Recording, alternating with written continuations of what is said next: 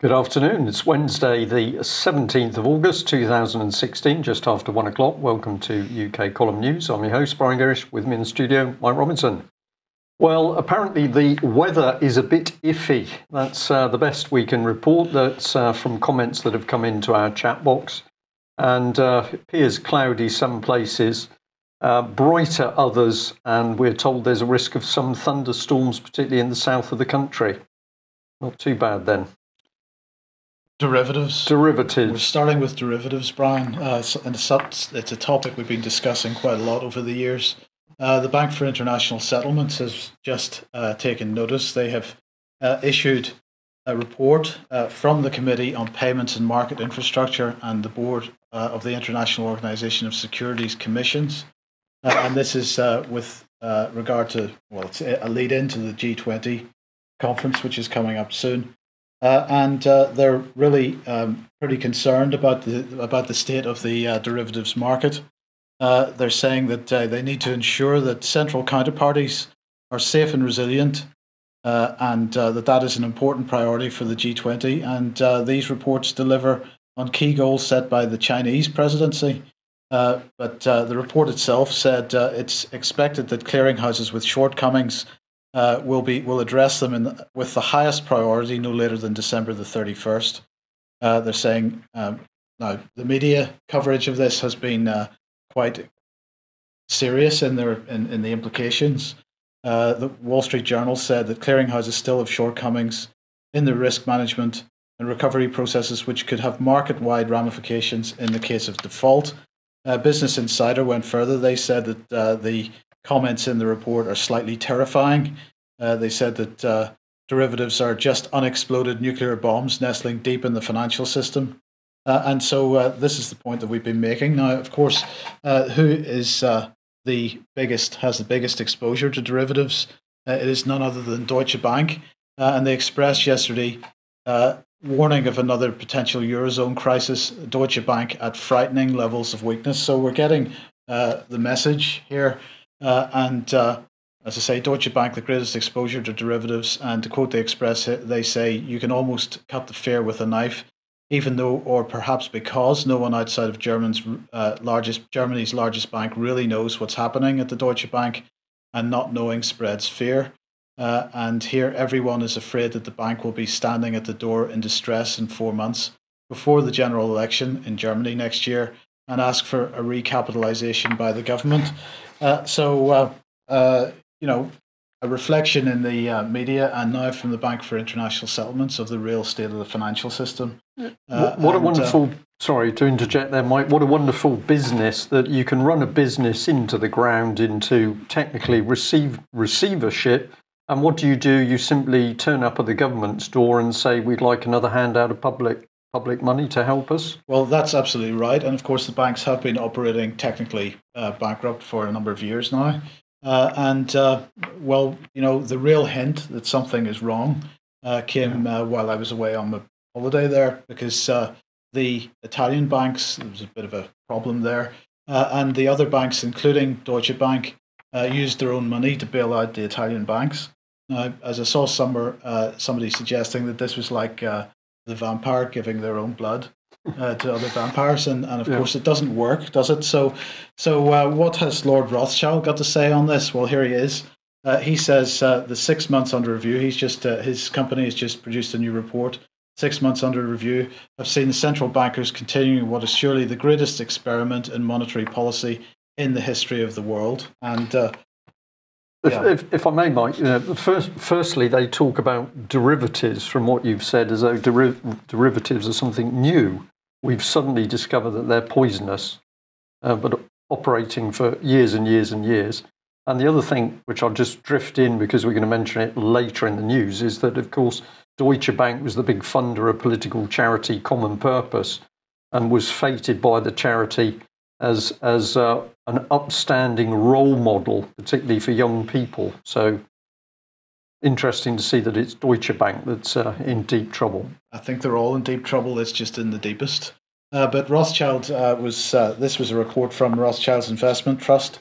And he was saying, he went on to say, we are therefore in uncharted waters, and it is impossible to predict the unintended consequences of very low interest rates, with some 30% of global government debt at negative yields, combined with quantitative easing on a massive scale. To date, at least in the stock markets, the policy has been successful, with markets near their highs, while volatility on the whole has remained low. Nearly all classes of investment have been boosted by the rising monetary tide. Meanwhile, growth remains anemic, with weak demand and deflation in parts of the developed world. And he goes on to discuss the various risks.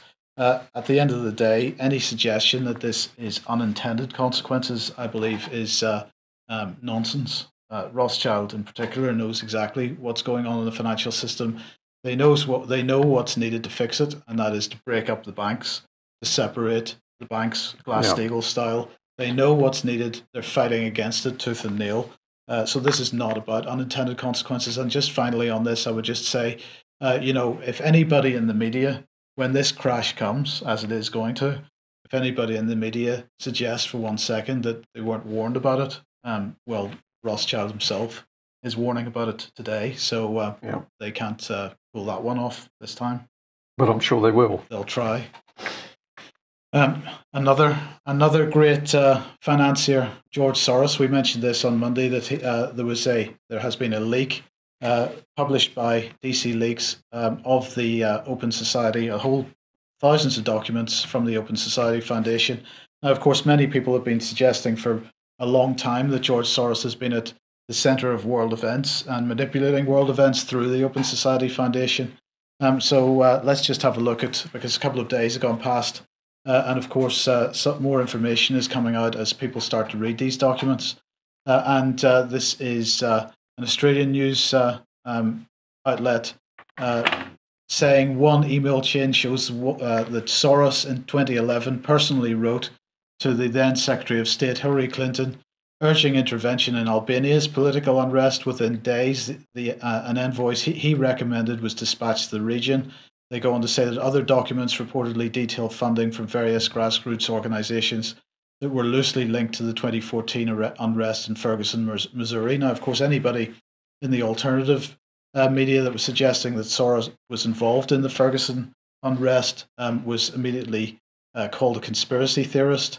And in other places, they also mention that the refugee crisis, this is a quote from the documents, the refugee crisis means new opportunities for Soros organizations to influence immigration policies on a global scale. So the documents clearly showing that Soros is involved in this type of activity. Nonetheless, if you have a look at the Independent today, they are absolutely labeling anybody that's looking at these documents a conspiracy theorist and an anti-Semite as well. Good sign that they're very worried about the content of those documents, Mike. The moment the theory element comes in, what we're really looking at is a criminal conspiracy. That is what it is. The moment you see the theory strapped on the end of it, that is the establishment saying that they're very frightened about what's happening and the ability for people to see through it, which is an encouraging thing, I think. Right. So let's just remind ourselves what type of person George Soros is. Because, of course, he was distributing letters to he's Jewish himself, to other Hungarian Jewish families during the Second World War from the Nazis. These were basically their deportation notices. And when he was on CBS on 60 Minutes in 1998, this is just a quote from that, he was interviewed by Steve Croft. Steve Croft said, "And you watched lots of people get shipped off to the death camps." And he said, right, I was 14 years old, and I would say that's when my character was made. So he called that the happiest time of his life, working for the Nazis. I think it was the foreword to his father's autobiography, and he said it's a sacrilegious thing to say, but these 10 months, referring to the Nazi occupation, were the happiest times of my life. We led an adventurous life, and we had fun together. So that's just an impression of what this man represents, and so he has no concerns about involving himself at the highest geopolitical level, and he doesn't care too much how many people die as a consequence. No, and of course we keep pushing home to the fact that his hand and certainly his money is behind so many of the non-governmental organisations that you see stirring up trouble around the world. And if it's subversion, if it's revolution, colour revolutions, evidence for Soros's hand is growing and growing. And I think it's got to be pretty significant that Putin has identified him as an undesirable and doesn't want him near the country. But you mentioned in there Hillary Clinton, and the Hillary Clinton-Soros relationship is, of course, an interesting one. Now, I touched on this yesterday. I'm going to come back onto it. And this is the state of Hillary Clinton's health. Now, this is a very, very interesting article from Global Research. Hillary Clinton medical records leaked, dementia, seizures and blackouts. Now, the first thing I'm going to say is, quite rightly, at the bottom of this article, it says, the article below should be read with caution. But the basic story here is that apparently her medical records have been leaked, and those leaked documents show that she's suffering from untreatable and pretty serious physical mental problems, which place her ability to hold any form of office in the US under, well, it's just impossible, really. There's now been another death around the release of these documents, and people are saying that the CIA have actually been involved in the background as well. So we're going to say, at the moment, we are being very cautious about the information that's coming out in a documentary sense, but it does appear that more and more people are now starting to look at Hillary Clinton and say something is badly wrong. Now, if you want to investigate this for yourself, I would say go and have a look at YouTube. And there are now quite a collection of video clips of Hillary Clinton talking at very large rallies in some cases, where you see her, I've used the word freeze. She suddenly appears to become confused and disorientated, and you'll see her looking blankly, and she's clearly lost for words. And in some cases, she has to be rescued. But there's a number of these clips. This is one particular one where you see the bodyguard on her right, as we're looking at that photograph, has come up onto the podium because her behaviour is so strange. And I think some people in this one almost thought she was going to faint. Well, that's what I thought when he came running up. I thought he ran up because he thought she was going to faint and he needed to hold her up. Yeah.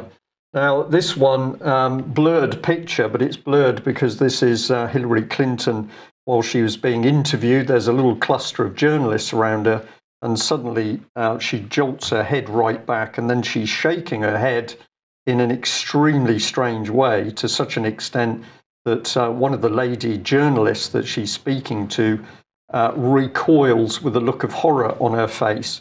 So these are clips that you can go and look at yourself. You can make your own judgment, but they're not amateur video clips. These are clips of her taken by large media outfits. And the last one is the most incredible one. She is with Bill Clinton. She's moving off the stage when suddenly she throws her head back. Her eyes are wandering all over the place. And then it's almost as though she's looking up and seeing something unpleasant above her. And she opens her mouth with this complete look of horror. So have a look at these clips. My opinion from what I've seen, this woman is totally unfit to hold any form of office. And what a sight it must be for countries overseas, external to the States, who are saying, well, this woman could become president, and we've got to deal with her. Is she rational? Is she sane? Is she likely to have a seizure during important talks? And as somebody said, is she likely to have a seizure at the moment they're asking about nuclear weapons? Dangerous stuff. And I think I'll just end by saying that somebody in one of the comments that I read said, well, why would people continue to support her? And the answer was that very powerful figures such as George Soros have made this woman the next objective, and therefore they can't back away from her. something I was reading today is that the so-called millennial generation in the States is absolutely not buying into either of these candidates, and so they're not getting fooled by what's being presented in front of them. But you've got to ask then, where does that leave the nation? Well, rudderless, basically. Yeah. So we now see a superpower not only degenerating socially and economically, but we haven't got a stable leader. No wonder Putin is telling international journalists that they need to wake up as to where the real problem is in the world. Okay, Northern Ireland. This is James Brokenshire, who is the Secretary of State, and he was at Bushmills having a whiskey yesterday, and he is apparently starting what is being described as an intensive round of visits and with meetings with businesses, political leaders, and community groups. And I wanted to highlight this, Brian, because again, this is a subject that we've been covering for a long time, but we've talked about this week already, which is the changing relationship between the individual and the nation, and particularly this move towards participatory democracy. Because the first line of the press release that goes with this visit to Northern Ireland is, it's talking about meetings with businesses, political leaders, and community groups. He's not going to meet with individuals. It goes on to say, championing Northern Ireland's interests will be the priority of the Secretary of State for Northern Ireland, James Brokenshire, this month, as he carries out an extensive round of visits and meetings with business, political leaders, and community groups. And as you can see there, he said, we all want to make a success of the decision by the people of the UK to leave the EU, and I want to get alongside people to hear what they think on behalf of the UK government. I'm determined we prepare together for the challenge ahead. Now, I just wanted to make a couple of points about this. Hillary Clinton, who we've just mentioned, she was talking about back in 2012 when Egypt was going through some problems. The quote was that she said that Egypt at that time should move towards participatory government, and she said that the Egyptian establishment should make sure there's no vacuum in this process of transition. So participatory democracy is a transition process for Egypt, is what she was saying.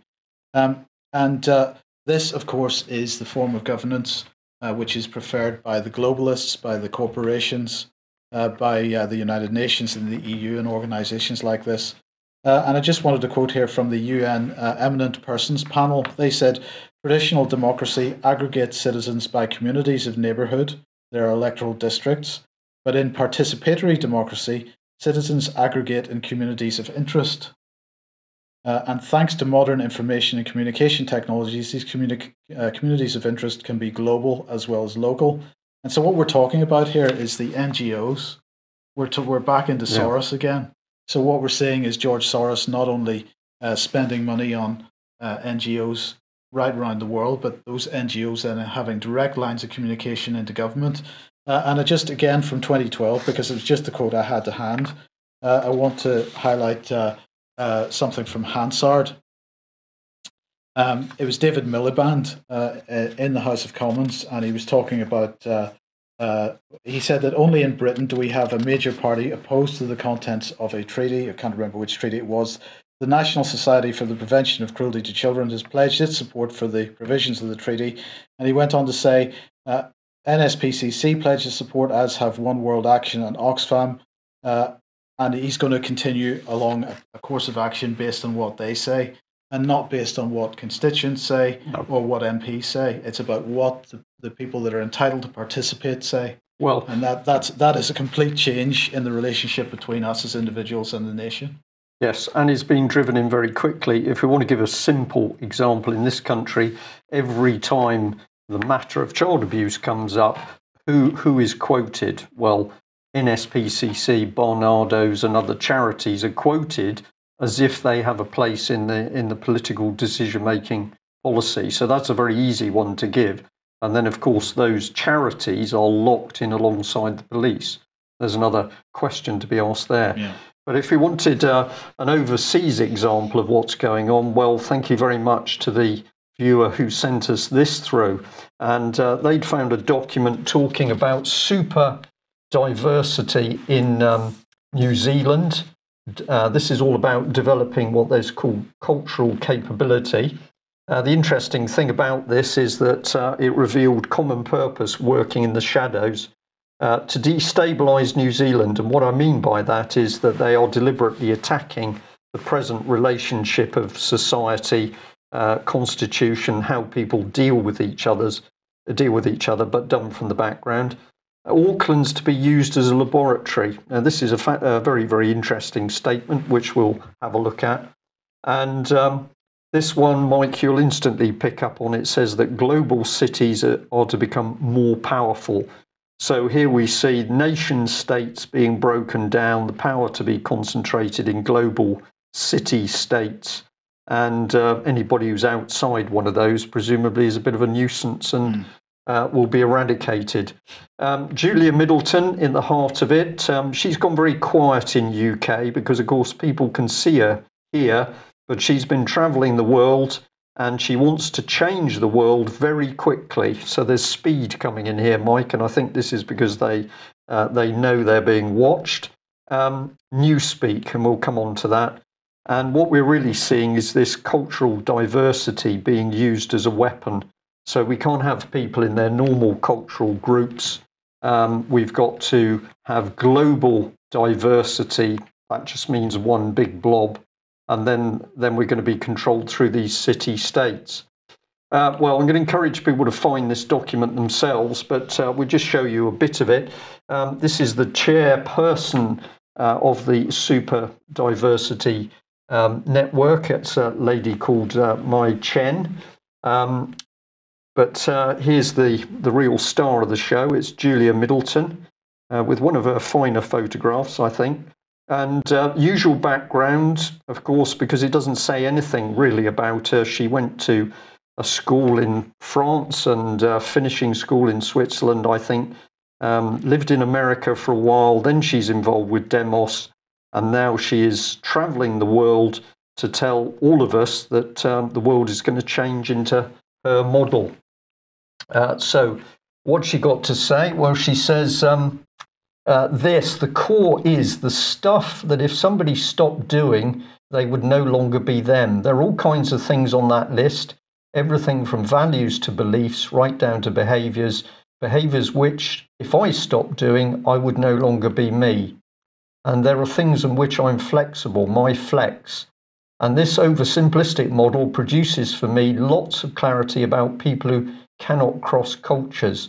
If your core is strong and solid, then I believe that people trust you more. If your flex is flexible, people trust you more. Imagine a man with a huge core and a tiny flex. That's a bit of a compliment. That would have been my grandparents. They had huge cores and tiny flex. They lived in the northeast of England and reckoned that everybody in their street was like them. And if they weren't, they jolly well should be. And now imagine a man with a tiny core and a huge flex. That was my first boss. He was a salesman, and I was watching him thinking, is there anything he wouldn't say for a sale? So I hope our audience today understands what Ms. Middleton is getting at there. But one of the things she is definitely putting across is that if you hold any of the values which would have been core values in Britain, going back into whatever we want to do, 1930s, 40s, 50s, those are not the values that Julia Middleton wants. So we're going to get rid of family-type communities. We're going to get rid of people who had basic beliefs on hard work, honesty, trust, openness, and it's going to be replaced by big men with little flexes. Do you think she's okay, Mike, or do you think this lady's got some issues? I think she's got some issues. She's got some issues. Well, let's move on through because, of course, this is where New Zealand is going to go. So a summary of the forum here, we're saying that New Zealand's population is super diverse. It's got 160 languages, 230 ethnicities. Tricky one to say that, I'm sorry. And they're very pleased about this, that New Zealand isn't a single culture or a few cultures. It's becoming very multicultural. And here it is, as globalization continues, cities will increasingly become the meeting places of the world's population. And if we go down to the bottom, one of the ideas from the morning session is that Auckland, being a relatively compact city and the fourth most super diverse in the world in terms of incoming migrants, is something of a consumer laboratory in which the consumption habits of the changing world can be tested and the approaches pioneered. So people regarded as lab rats by the common purpose future leaders. These are very, very dangerous individuals, and this is driven right into the heart of society in New Zealand with the support of the local councils.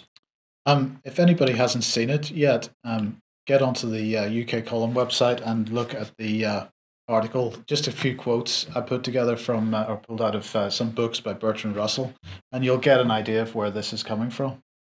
Indeed. Well, before we just leave it, let's make sure we know exactly where Julia Middleton is going, because she's interested in CQ, the set of skills that enables a person to operate and thrive across cultural borders. So CQ is cultural quotient.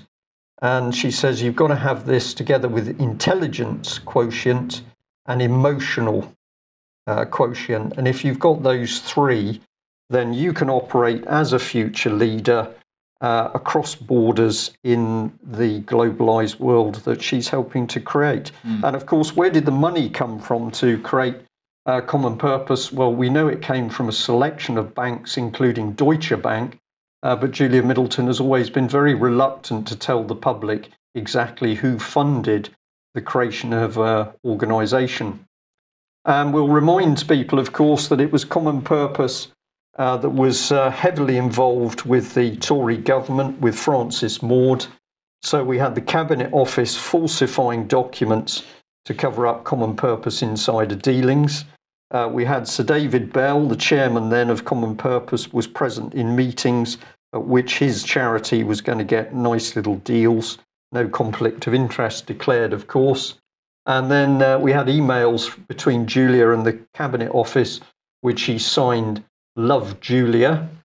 And the plans were that CP was going to train the top 200 civil servants. And I'm pretty sure that's happened, Mike, because we are now seeing civil service policy basically progress this move towards participatory democracy and, of course, the power of city states and city mayors. If you're going to do this, you need to control the media. So stay with us. All we're going to do is just remind you that it was common purpose, of course, that kicked off the crude attempt of Lord Leveson to take control press and media for the government. And here in the bottom corner, we've got the origins of common purpose linked, as I've said, with very big money, Deutsche Bank and Demos. What do we call that? Cultural Marxist organisation, I think, Mike.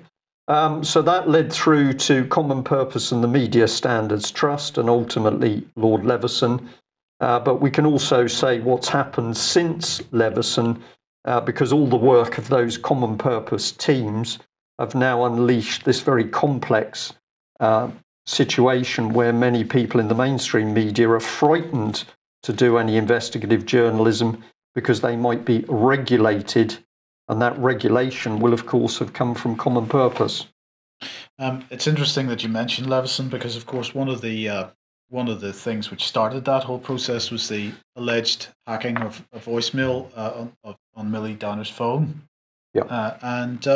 Well, one of the people that was investigated by the Independent Police Complaints Commission was Detective Superintendent Maria Woodall. She apparently is beginning a pilot scheme to be run by the City of London Police, and they're going to use private law firms operating for profit in order to allegedly tackle online crime and fraud cases.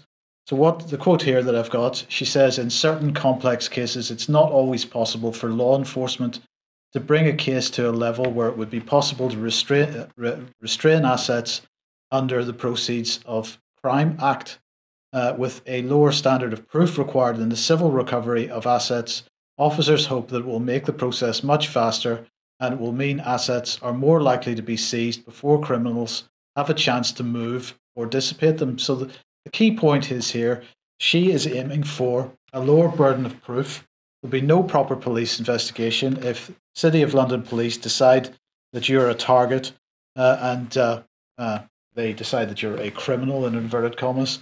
They're going to employ a private law firm to take you to court in an attempt to seize your assets without the necessary burden of proof required to demonstrate that you're a criminal in the first place.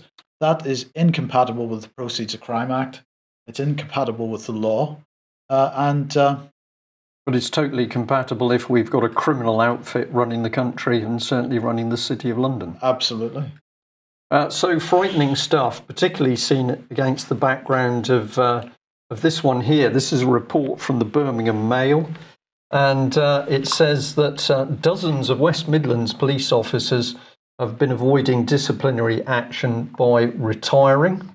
Now, this is a subject that's been talked about before, but this paper has done some work, so they've got some good statistics showing a breakdown in the number of police and their ranks that have said, well, they're facing disciplinary and usually criminal charges. So what do? You retire and the problem goes away.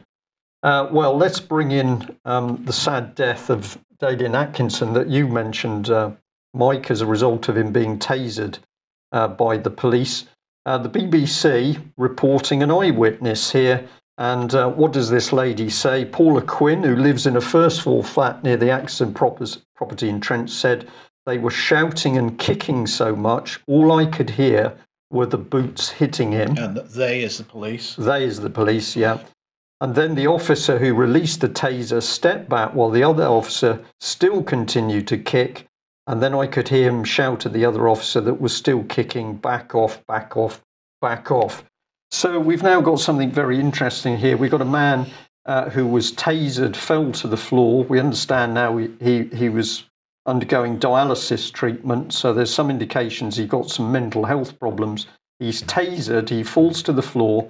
And what is this eyewitness saying? That he was then being repeatedly kicked before he was tasered at least two or three more times.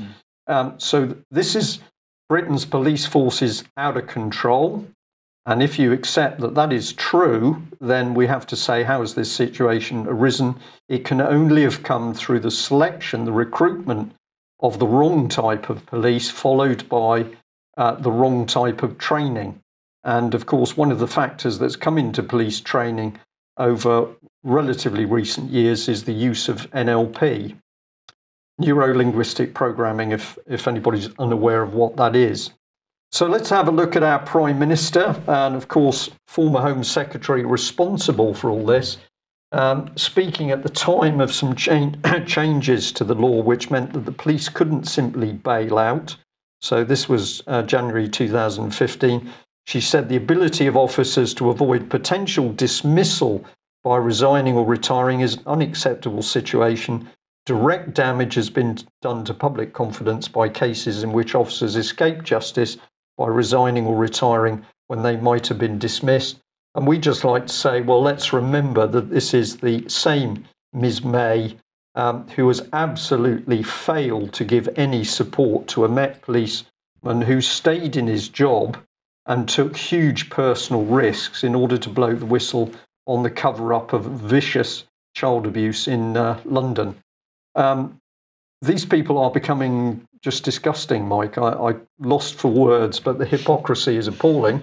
And we better bring in our very own MP responsible for policing, Mr. Lewis, because it's now 20 days since we emailed him asking him what support he was going to give to the Metropolitan Police whistleblower, and 20 days of stunning silence from this gentleman. So if any viewers or listeners think that they'd like to make contact with Mr. Lewis to see whether, well, he may be on holiday, of course, he may be on his holes, but if you'd like to contact his office and ask why he's made no statement, we'd be very interested in the response.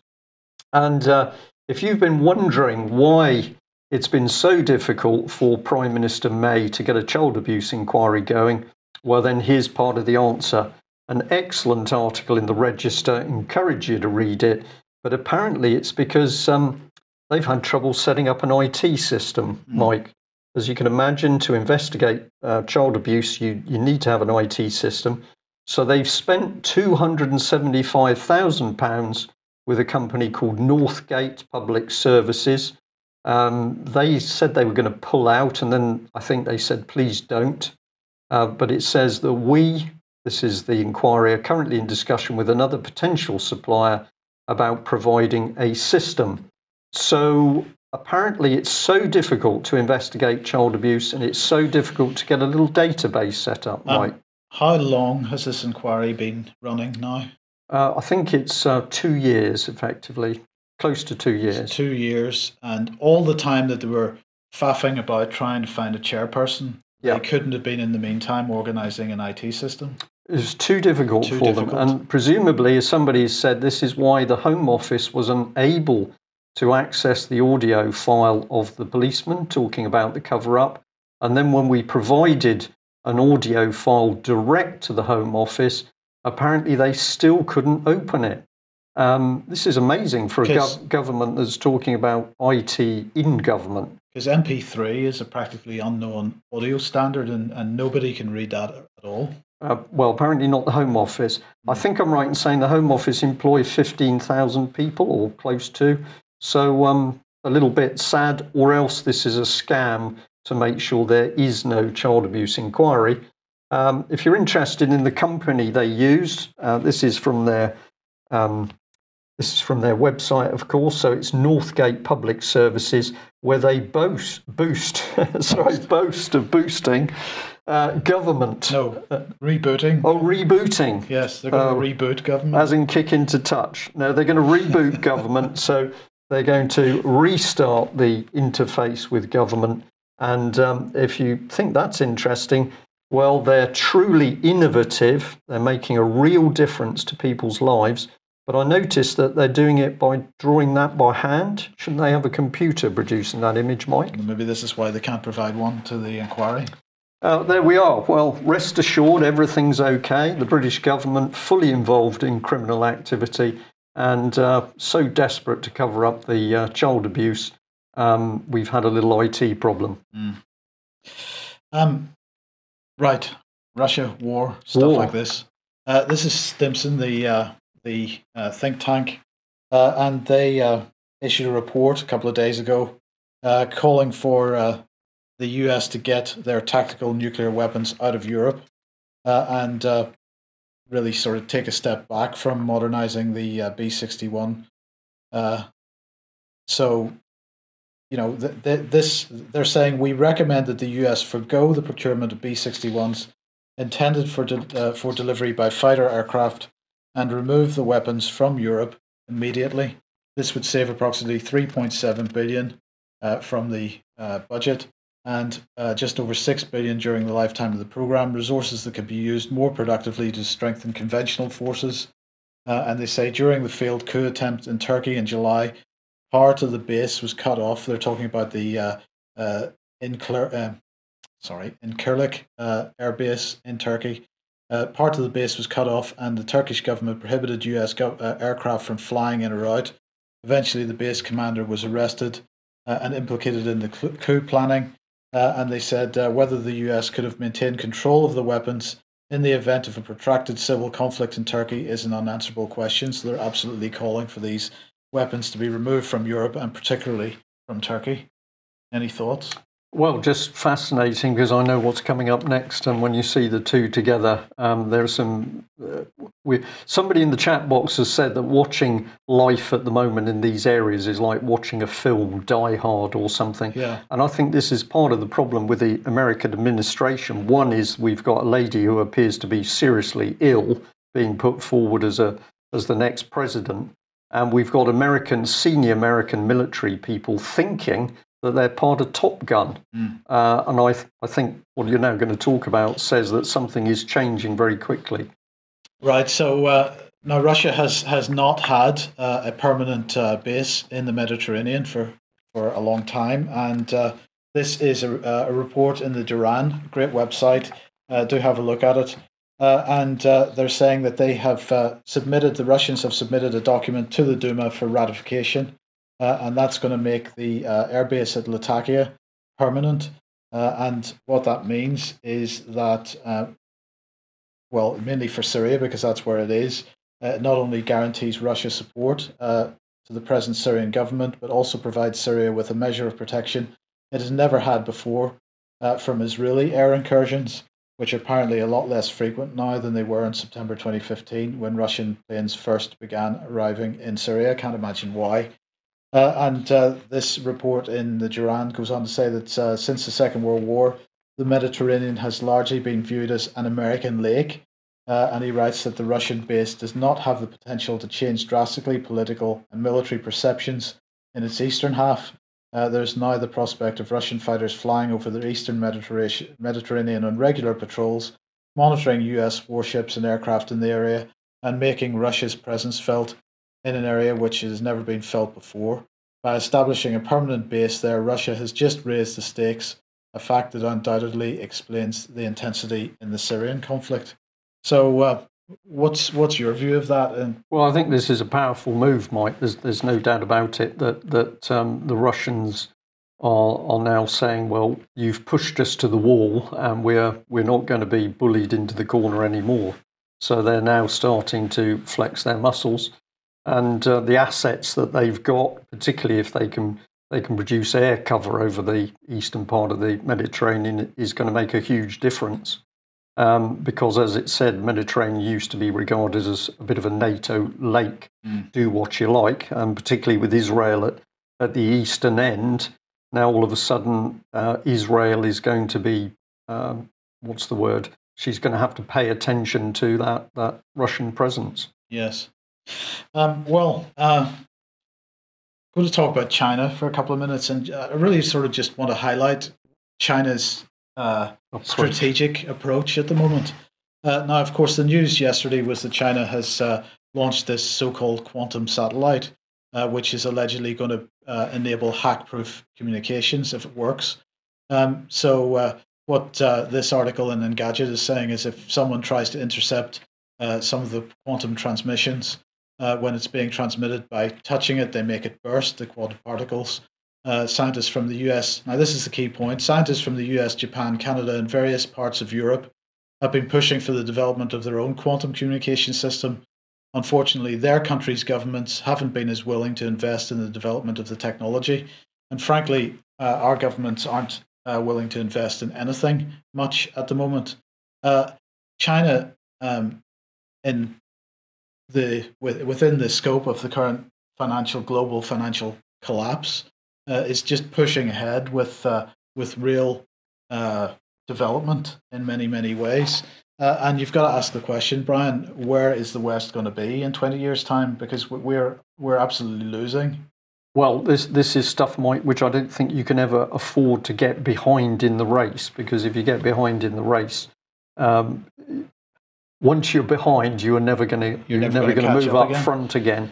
But your point is quite right, that whether it's UK, well, particularly UK, the government has made sure that our skills base in the high-level technology has just been wiped out constantly.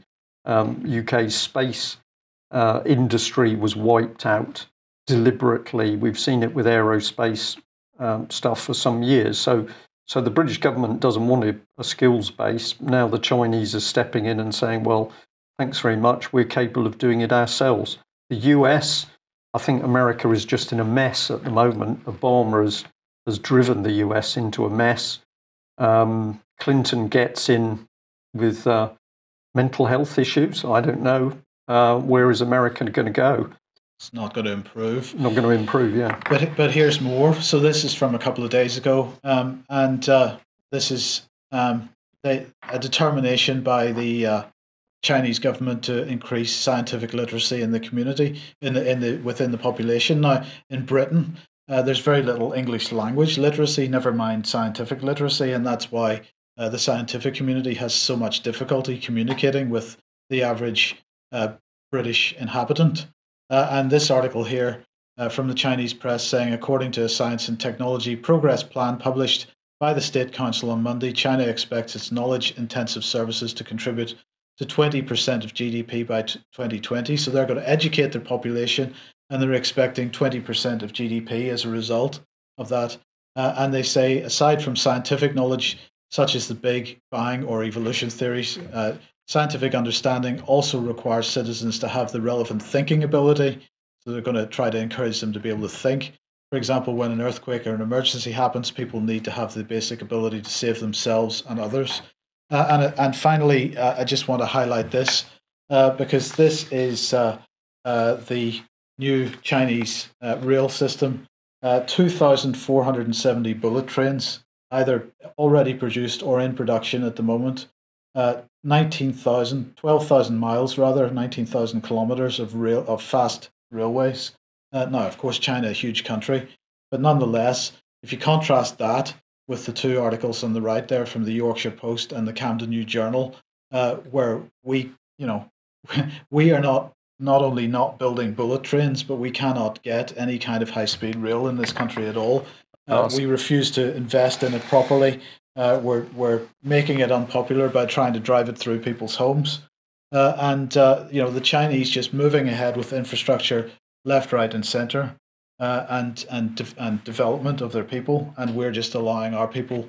Well, the No Child Left Behind policy guarantees that our people, nobody ever gets ahead as a result, and we are always aiming for the lowest common denominator. And this is deliberate policy, Mike, which with hindsight now we can look back through successive governments, and it doesn't matter whether they were Labour or Conservative. You can see this damaging policy constantly coming through. And I've got to say, at the back of my mind, there's also Mr. Beeching and his cuts of the railways in 1963, where you said that an absolutely fantastic network of rail, they couldn't be bothered to spend any money on it to upgrade the areas that were needed. It was all cuts. And of course, ultimately, that stopped the feed into the main rail networks. So a lot of people pointed a finger at Beeching and said that that man was brought in order to destroy Britain's rail industry. And it goes on everywhere we look at. We weren't always this negative, Brian, because in the past, of course, when the rail network was being developed in the first place, communities were dying for a branch line because they knew it represented economic development. And the technology was also exported overseas. And Indian railways, for example, built on a lot of the original British infrastructure. We weren't negative. What's happened is that we have now got a society, a class of people governing the country who are simply anti this nation state. They do not believe in Britain or British values. They're not interested in ordinary people. These are the future leaders. This is what's so dangerous about political charity, common purpose. And Blair said it in his year 2000, I think it was. We've commented on this before, when he said in the future people will be appointed into positions of power. They're not going to be elected. So these are very, very dangerous individuals because they hate everything about this country. Well, on that unhappy note, but if we don't understand the problem, we can't deal with it. We'll just say that we've got a meeting tonight in Plymouth at the George Hotel. So if you're local or you can drive to come and join us, we'd love to see you there. Thank you for that. Also, I've been corrected over the T-shirts because apparently I had a bit of man colour blindness because what I thought were grey were actually blue. Is that right? Have you actually looked at them? What colour are they? They're navy blue. Navy blue, apparently. That's pretty similar to grey in my book anyway. And so those T-shirts are available. They are very stylish. So if you haven't got one yet, perhaps you consider putting in an order. We've got some exciting new pens arriving at some stage in the future. So those are biros plus a stylus with the UK column logo on it. And if you haven't got one of these excellent items, please consider putting in an order because every little bit helps us. Okay, that's it for today. Don't get too gloomy. Get out speaking to people and do put your head above the parapet and challenge some of these future leaders that are causing such trouble in this country. And if you can, drop Mr. Lewis, the policing officer, a line. We'd be most grateful. Polite, as always. Thanks very much for joining us. We'll be back same time tomorrow. Bye-bye. Bye.